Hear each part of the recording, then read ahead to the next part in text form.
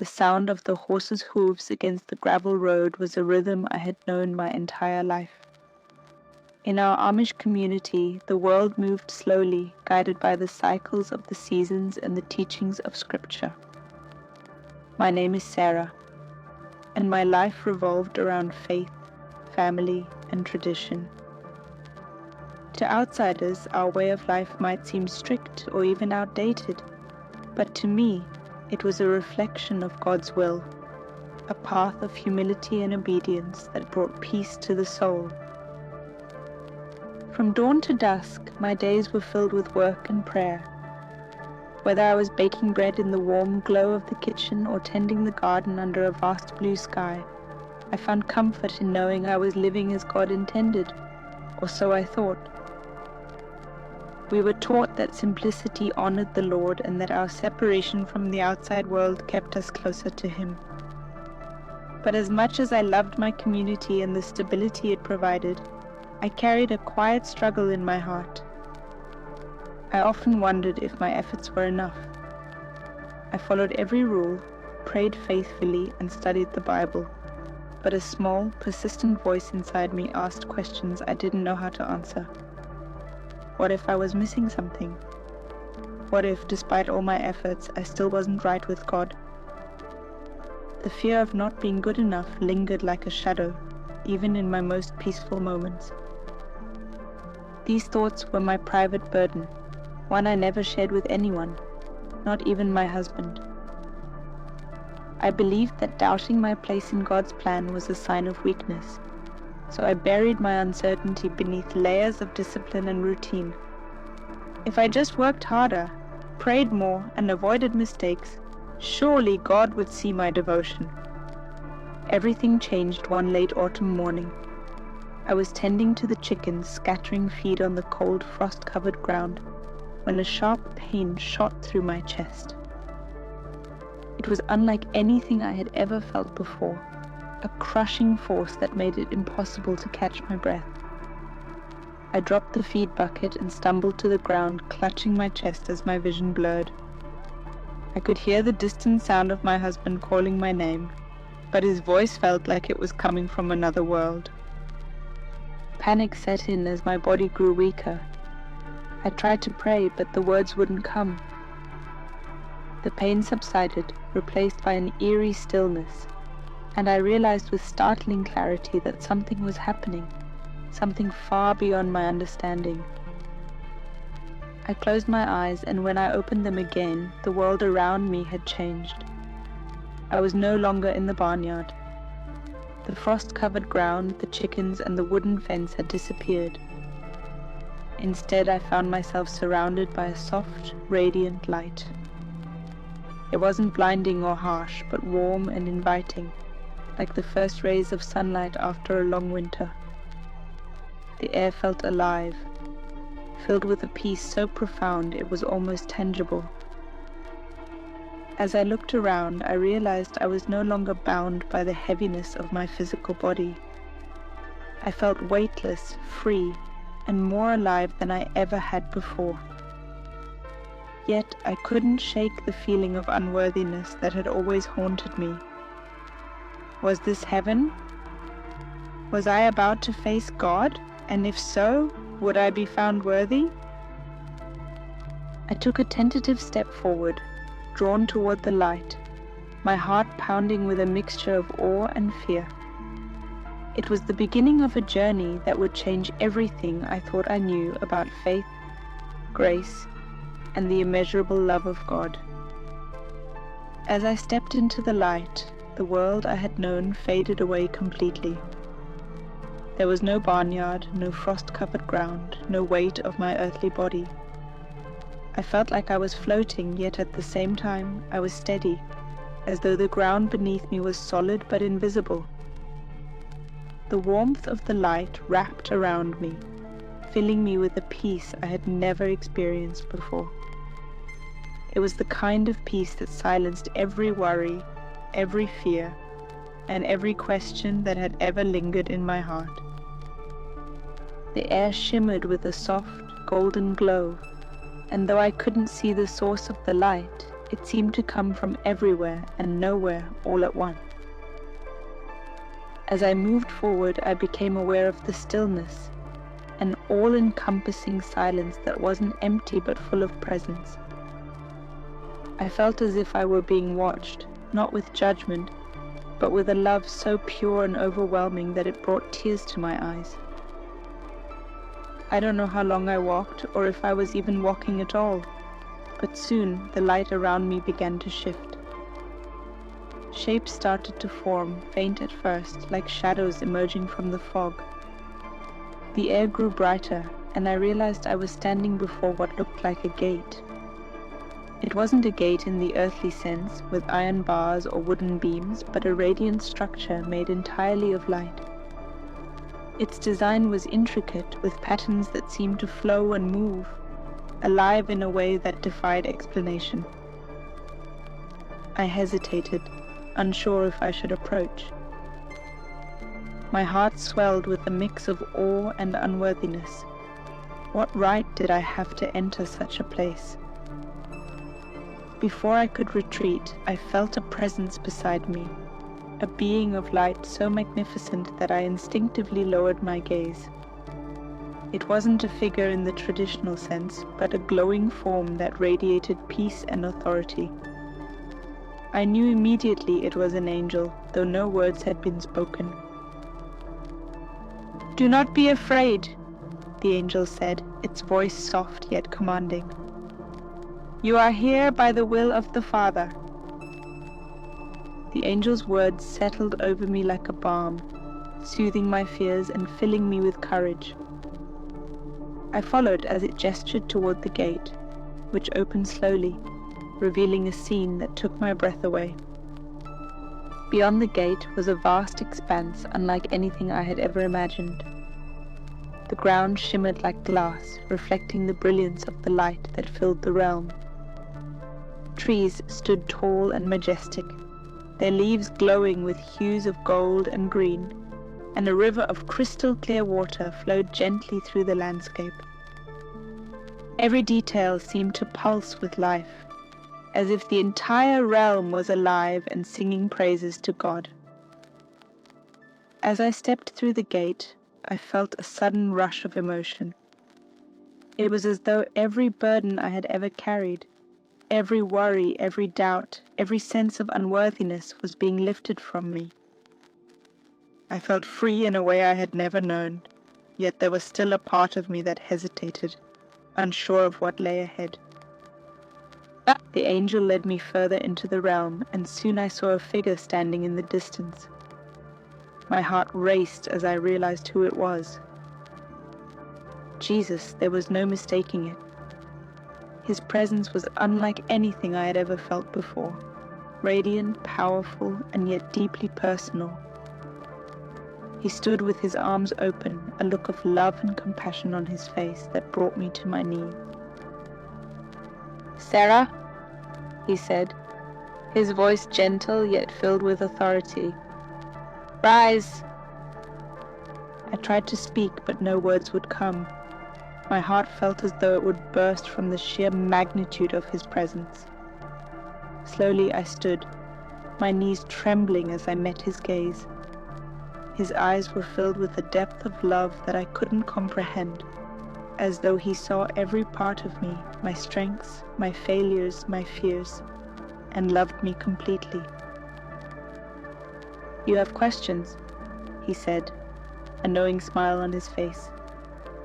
"And I have answers." I nodded, unable to find my voice.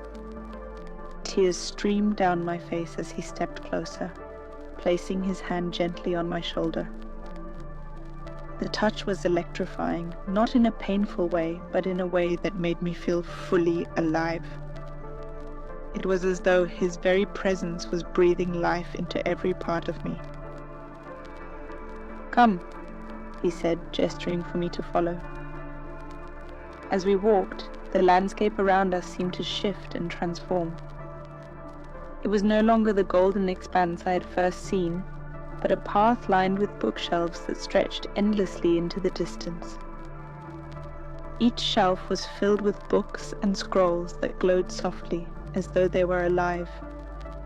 The air was thick with a sense of holiness, and I felt both awe and unworthiness as I realized what this place was. "This is the library of life," Jesus said, his voice calm but filled with gravity.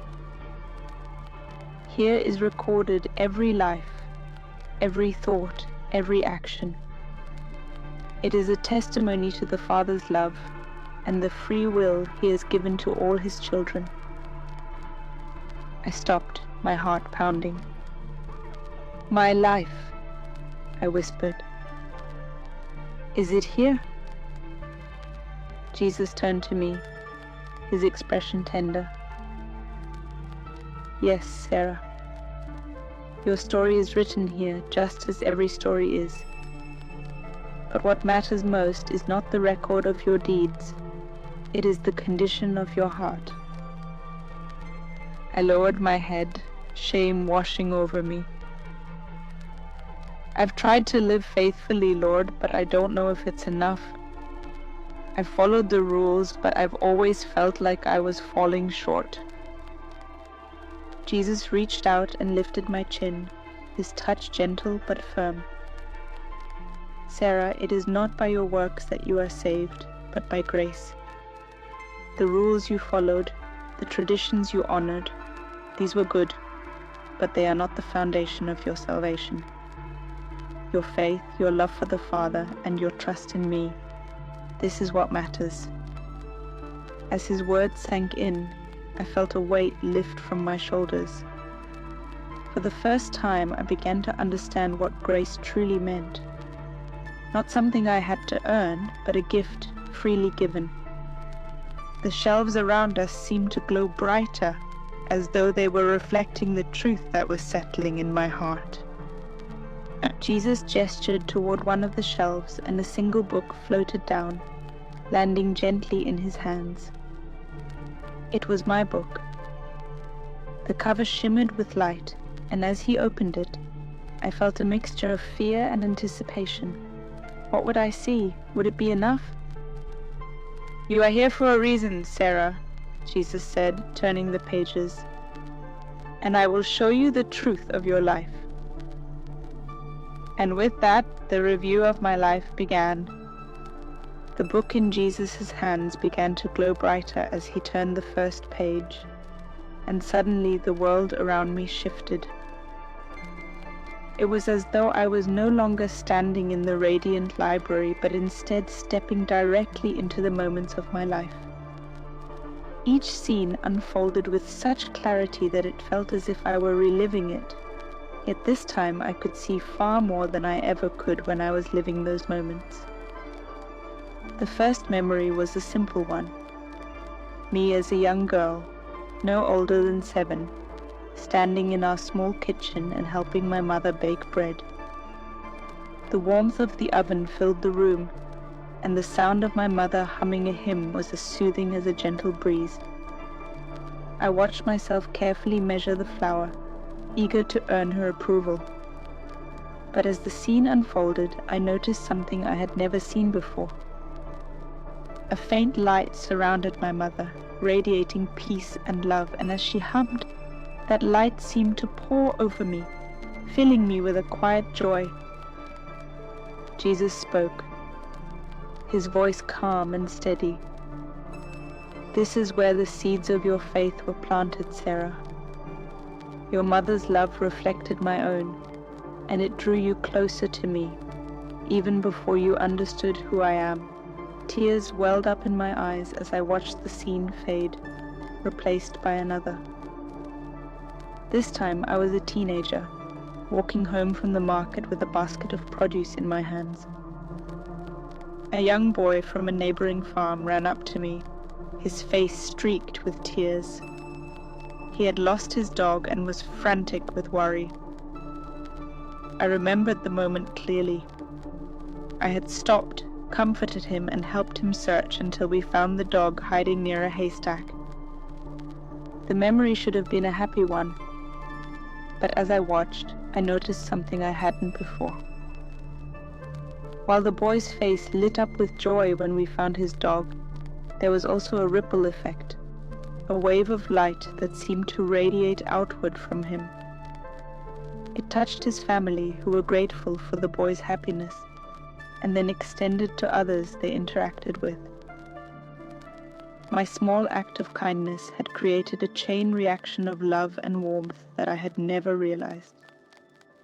Even the smallest acts of love have eternal significance, Jesus said, his words sinking deep into my heart. You showed kindness that day, and it created ripples far beyond what you could see. This is the power of love, Sarah. It multiplied. The scenes continued to unfold, each one showing moments where my choices had made an impact. There were times of joy, like when I had helped care for an elderly neighbor in her final days, or when I had stayed up late to sew a quilt for a struggling family. But there were also moments that were harder to watch, times when I had chosen judgment over compassion, or when my pride in following the rules had caused me to look down on others who didn't live the same way. One scene in particular made my heart ache. I saw myself at a church gathering, listening to a young woman confess her struggles with faith. She had felt unworthy, lost and unsure of her place in God's plan. Instead of offering her grace and encouragement, I had responded with a curt remark about the importance of obedience, leaving her feeling even more isolated. I saw her walk away, her shoulders slumped, and I felt a deep pang of regret. I failed her, I whispered, my voice trembling. Jesus placed a hand on my shoulder, his touch gentle yet firm. You missed an opportunity to show grace, he said.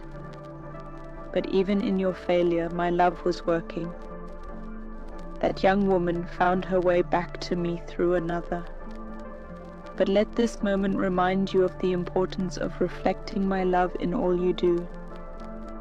I nodded, tears streaming down my face. I had always tried to live righteously, but seeing my actions from this perspective made me realize how often I had relied on rules and tradition rather than seeking a personal connection with God. I had been so focused on doing the right things that I had missed the heart of what it meant to follow Jesus. The next scene took me by surprise. It was a moment I hadn't thought about in years, one where I had been alone in the barn, crying out to God in frustration. I had felt so overwhelmed by the demands of my life, so uncertain of whether I was doing enough to please Him. I had prayed desperately for a sign, for some reassurance that I wasn't failing. What I hadn't realized then, but could see now, was the soft glow of light surrounding me in that moment. It wasn't just the sunlight streaming through the barn's wooden slats. It was God's presence, a gentle reminder that He was with me even when I couldn't feel Him. You have always been loved, Sarah, Jesus said, His voice filled with compassion. Even in your doubts, even in your struggles, I was with you. My grace is not something you have to earn. It is a gift, freely given because you are mine. Those words pierced my heart. I had spent so much of my life striving to be good enough, striving to follow every rule perfectly, striving to prove my devotion to God. But in that moment, I realized how unnecessary all of it had been. God's love wasn't something I had to earn. It had always been there, waiting for me to accept it. And the final scene of my life review was different from the others. It wasn't a memory, but a vision, one that showed what my life could look like if I fully embraced God's grace and lived with love as my guiding principle. I saw myself speaking words of encouragement to others, offering forgiveness freely and showing compassion without judgment. The light from those actions spread like wildfire, touching countless lives and creating ripples that extended far beyond what I could see. "This," Jesus said, his eyes meeting mine, "is what you were created for. Not to follow rules for the sake of tradition, but to love as I have loved you. Grace is the foundation of your faith, Sarah. It is my gift to you, and through it you can reflect my love to the world." I fell to my knees, overcome by the weight of his words. "Thank you, Lord," I whispered, my voice breaking. "Thank you for loving me, even when I didn't understand. Help me to live the way you've shown me." Jesus knelt beside me, lifting my face so I could look into his eyes. "You are forgiven, Sarah. You are loved, and your story is far from over." The light around us dimmed slightly, and the warmth that had filled my heart during the life review was replaced by a heavy sense of gravity. I could feel the shift, as though the air itself was thick with meaning. Jesus stood before me, his expression kind yet solemn. There was a weight in his gaze, one that spoke of truths I wasn't sure I was ready to face. "Sarah," he began, his voice steady, "you have seen the truth of my grace and the power of love over tradition. But there is more you must understand. The choices you make and the way you live carry consequences, not just for you, but for those around you." I nodded, my heart pounding. "I want to live differently, Lord," I said. "I want to embrace your grace and share your love. But what more do I need to see?" Jesus raised his hand, and the space around us began to change. The glowing fields and radiant light were replaced by a darker, more somber landscape.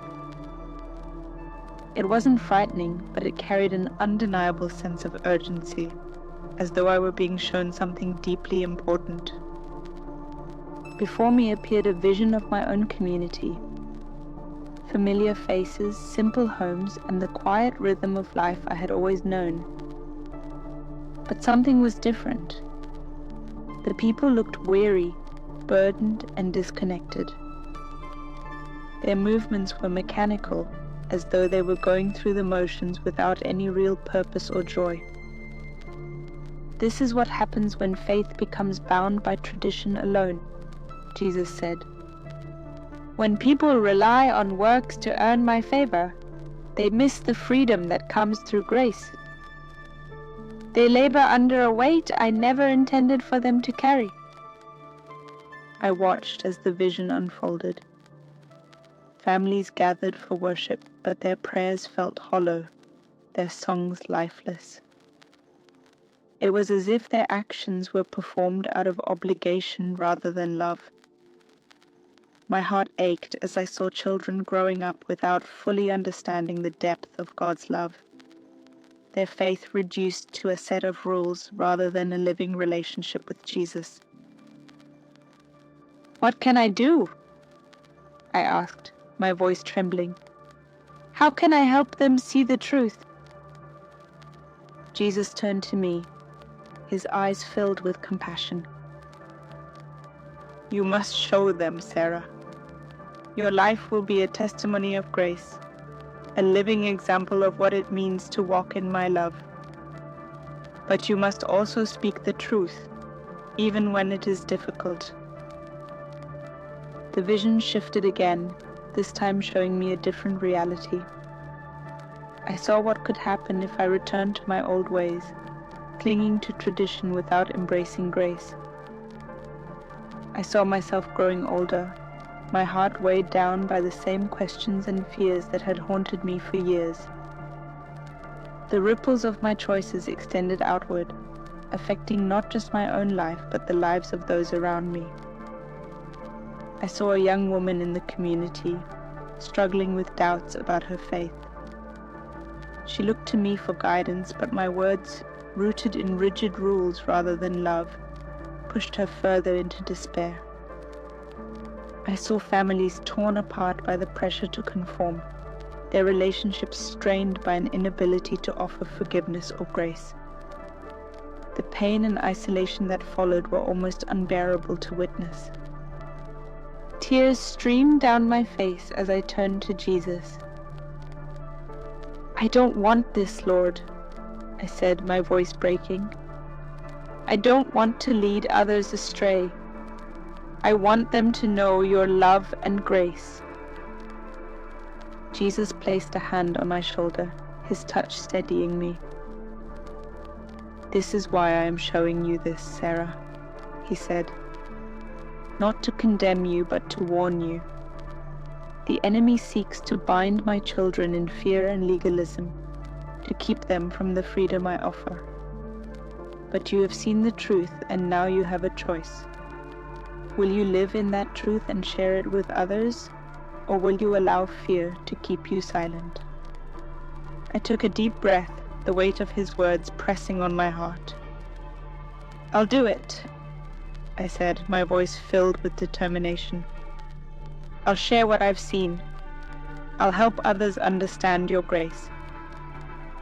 Jesus smiled, his expression filled with encouragement. "There will be challenges, Sarah," he said.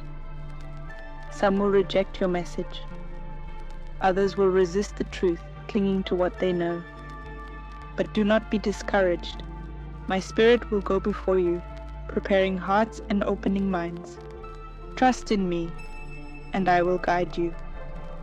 The vision shifted one final time, showing me a glimpse of what could happen if I embraced this calling. I saw myself speaking to small groups within the community, sharing my testimony with humility and love. At first, the faces around me were skeptical, their eyes filled with doubt. But as I continued to speak, something began to change. Their expressions softened, and the light of understanding flickered in their eyes. I saw families coming together in prayer, their hearts united by a newfound understanding of God's love. I saw children growing up with a faith that was vibrant and alive, rooted not in fear but in the joy of knowing Jesus. The ripples of these changes extended far beyond what I could see, touching lives in ways I couldn't have imagined. "This is what is possible, Sarah," Jesus said, his voice filled with hope. "When my children embrace grace and live with intentionality, they become vessels of my love, bringing light to the world." I turned to him, my heart full of gratitude and resolve. "I'll do whatever you ask, Lord," I said. "Just show me the way." Jesus nodded, his expression tender yet firm. "Go back and live as I have shown you. Love without condition, speak the truth with boldness, and trust that my grace is sufficient for every challenge you will face." The dark landscape began to fade, replaced once again by the radiant light of the spiritual realm. I felt a sense of clarity and purpose unlike anything I had ever known. This wasn't just a warning, it was a call to action, a reminder that my life could be a vessel for God's grace and truth. As the light grew brighter, I felt myself being drawn back, the warmth and peace of Jesus' presence still surrounding me. I knew the journey ahead wouldn't be easy, but I also knew I wasn't alone. With his guidance, I was ready to step into the mission he had prepared for me. The light around me grew brighter, wrapping me in its warmth and peace as Jesus stood before me. His presence radiated love and authority, filling me with both awe and a sense of purpose I could barely begin to comprehend. I knew what was coming. The visions I had seen, the truths he had revealed, they weren't meant to remain here in the spiritual realm. They were meant to be carried back, shared with the people I loved, the community that had shaped my life. "Sarah," Jesus said, his voice calm but resolute, "you have seen the truth of my grace and the power of love over tradition. Now I am entrusting you with a mission, to return to your community and share what you have learned. My heart raced at his words. The thought of going back, of speaking these truths to others, both excited and terrified me. "Lord," I said hesitantly, "what if they don't believe me? What if they reject what I have to say?" Jesus stepped closer, his gaze steady and filled with compassion. "Many will doubt, and some will resist the truth," he said. "But remember, it is not your job to change their hearts. That is my work. Your task is to plant the seeds, to speak with love and humility, and to trust that my Spirit will do the rest." I nodded, his words sinking deep into my heart. "But I don't know how to begin," I admitted. "I've spent my whole life following rules and staying quiet. How can I possibly speak with boldness now?" "You are not alone, Sarah," he said. "I will be with you every step of the way. When you feel weak, my strength will carry you. When you feel afraid, my peace will calm your heart. Trust me, and I will guide you." As he spoke, the light around us shifted, and I saw another vision. This time it was of myself, standing before a small group of people in our community. Their faces were familiar, neighbors, family, and friends I had known my entire life. I was sharing my story, speaking of the things I had seen and the truths Jesus had revealed to me. At first, their expressions were skeptical, their arms crossed as they listened. But as I continued, something began to change. Their postures softened, their eyes brightened, and I could see the light of understanding begin to dawn in their hearts. "Your story will touch lives, Sarah," Jesus said, his voice full of encouragement. "It will not happen all at once, and it will not always be easy. But every word you speak in truth and love will plant seeds that will grow in my time." The vision changed again, showing moments of resistance.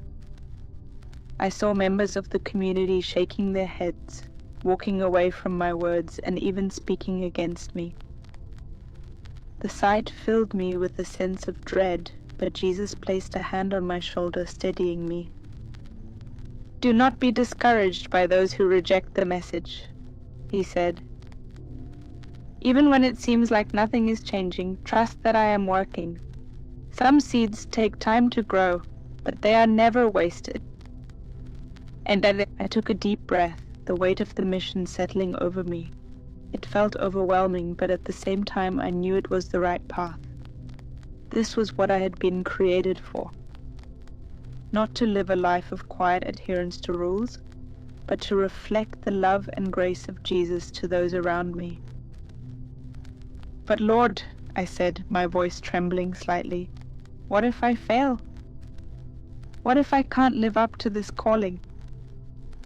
Jesus knelt beside me, his gaze meeting mine. "Sarah, you will stumble.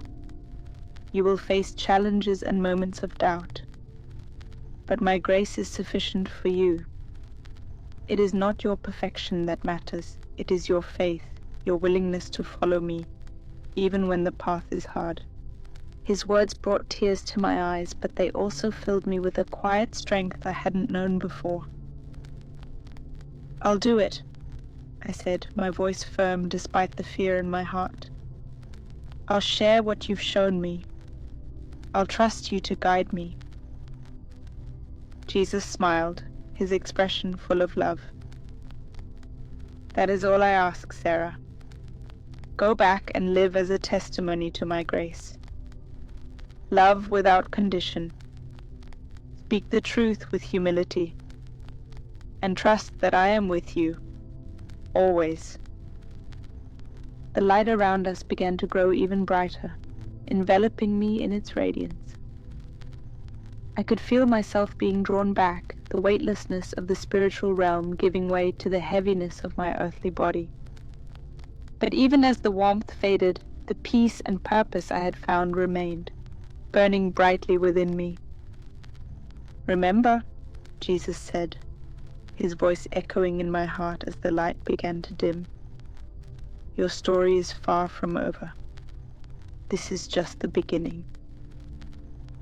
With those words, I felt myself being pulled back, the sensation of falling gently yet steadily toward the world I had left behind. The radiance faded, replaced by the dim light of a room I recognized immediately. The beeping of machines filled the air, and I could feel the weight of my body lying on a hospital bed. My chest rose and fell with shallow breaths, and my fingers twitched as I became aware of my surroundings. I opened my eyes slowly, the faces of my family coming into focus. Their expressions were a mixture of relief and astonishment, their tears mirroring the ones streaming down my own face. I tried to speak, but my throat was dry, and the words caught in my chest. "She's awake!" someone exclaimed, their voice trembling with emotion. I nodded weakly, a small smile spreading across my face as I mustered the strength to whisper, "I'm here, and I have something to tell you." Though my body felt weak, my spirit was stronger than it had ever been. The mission Jesus had entrusted to me was clear, and I knew with every fiber of my being that I would carry it out. No matter the challenges, no matter the resistance, I would share the truth of His grace and love. My life was no longer my own. It was His, and I was ready to live it with purpose. The moment my eyes fully opened, I knew everything had changed. The familiar sounds of the hospital room surrounded me, the steady beeping of the heart monitor, the faint hum of the fluorescent lights. But none of it felt the same. I was back in the physical world, but I wasn't the same Sarah who had left it. My body was weak, and every breath felt like an effort, yet my spirit burned with a renewed sense of purpose. My husband was the first to notice. His tear-filled eyes locked onto mine as he grasped my hand tightly. "You're back," he whispered, his voice trembling with relief. "I'm back," I said softly, my voice hoarse but steady. "But I've seen something, Jacob, something I need to share." In the days that followed, as I recovered from the sudden illness that had brought me so close to death, I began to share my story. At first I told only my husband, speaking in quiet tones about the light, the book of life, and the words Jesus had spoken to me. His reaction was one of awe and cautious disbelief, but as I recounted the details, the conviction in my voice seemed to touch his heart. "You've always been faithful, Sarah," he said one evening as we sat by the fire. "But this is something greater. This is something we all need to hear." With his encouragement, I began to share my testimony with others in our community. The first time I spoke was during a family gathering. I stood in the center of the room, my hands trembling as I described my experience. I told them about the life review, the ripples of my choices, and the overwhelming grace of Jesus that had been offered to me, not because of my works, but because of His love. At first, there was silence. Some of my relatives listened intently, their eyes wide with curiosity, while others exchanged skeptical glances. I could feel the tension in the room, the unspoken doubts lingering in the air. But then my younger sister spoke up. "Sarah," she said, her voice breaking, "I've always felt like I wasn't good enough for God, like no matter how hard I tried, I would never measure up. But what you're saying, it gives me hope. Maybe His love really is enough." Her words opened the floodgates. One by one, others began to share their own fears and doubts, their struggles with feeling unworthy despite their best efforts to live righteously. It was as though my story had given them permission to voice the questions they had buried for so long. Over time, I began speaking to larger groups within the community. It wasn't easy. There were still those who resisted, who dismissed my testimony as a dream or a product of my illness. But I kept going, trusting that the seeds I was planting would grow in God's time. I spoke about the difference between tradition and relationship, about how following rules without understanding grace left us empty and burdened. I reminded them that God's love wasn't something we had to earn. It was a gift, freely given to those who placed their faith in Him. Some of the most powerful moments came in one-on-one conversations. A young woman, struggling with guilt over past mistakes, came to me in tears one evening. "Do you think Jesus could forgive me?" she asked, her voice barely a whisper. I placed a hand on her shoulder and looked into her eyes. "He already has," I said. "His grace is greater than anything you've done. Trust Him, and let His love heal you." The change in her was immediate. She walked away with a lightness in her step, a spark of hope that hadn't been there before. Moments like that reminded me why this mission mattered so deeply. Of course, there were challenges. Some in the community viewed my testimony with suspicion, accusing me of straying from our traditions or introducing ideas that didn't align with the ordinal. Their words hurt, but I clung to the truth Jesus had shown me. My task wasn't to convince everyone. It was to share the message He had entrusted to me and let His Spirit do the rest. As I continued to live out my mission, I began to see the ripples of my choices in real time. Families that had once been divided by rigid expectations began to reconcile, offering forgiveness where there had been judgment. Individuals who had felt trapped by the weight of tradition found freedom in embracing a personal relationship with Jesus. The light of God's grace was spreading, touching lives in ways I could never have imagined. Even in the quiet moments when I sat alone in prayer, I felt His presence guiding me, reassuring me that I was on the right path. The doubts that had once haunted me, the fear of not being enough, were gone. In their place was a peace that could only come from knowing I was loved unconditionally, not for what I had done, but for who I was, a child of God. And so, to anyone watching this, I offer this appeal. Reflect on your own life. Are you carrying the weight of trying to earn God's love, feeling like you'll never measure up? Let me tell you this. His grace is enough. His love is not something you have to earn. It is a gift, waiting for you to receive it. Trust in Him. Seek a personal relationship with Jesus, not just through tradition or works, but through faith and love. Let His grace transform your heart as it has transformed mine. Your story isn't over. Just as Jesus told me, I now tell you, this is just the beginning. The life He has planned for you is one of purpose, freedom, and love. Step into it and watch the ripples of your faith touch lives in ways you can't even begin to imagine.